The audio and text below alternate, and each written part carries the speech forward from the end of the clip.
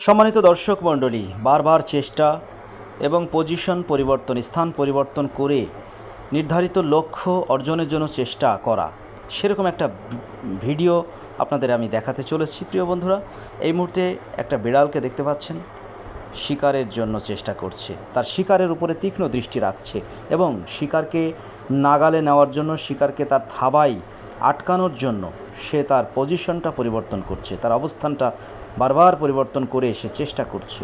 এটা হচ্ছে ক্রীড়াঙ্গনেও অত্যন্ত গুরুত্বপূর্ণ একটা পার্ট। বিশেষ করে ফুটবল, ক্রিকেট, যেটাই বলুন না কেন, আপনার অবস্থান,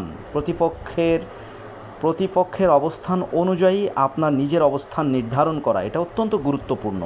ফুটবলের ক্ষেত্রে স্ট্রাইকারদের কথা যদি বলি, ডিফেন্ডারদের অবস্থান দেখে আপনি যদি আপনার অবস্থান ঠিক করতে না পারেন, তাহলে আপনি আপনার সাবলীল যে কাজটা, অর্থাৎ স্বাচ্ছন্দ্যে আপনি কিন্তু গোল করতে পারবেন না।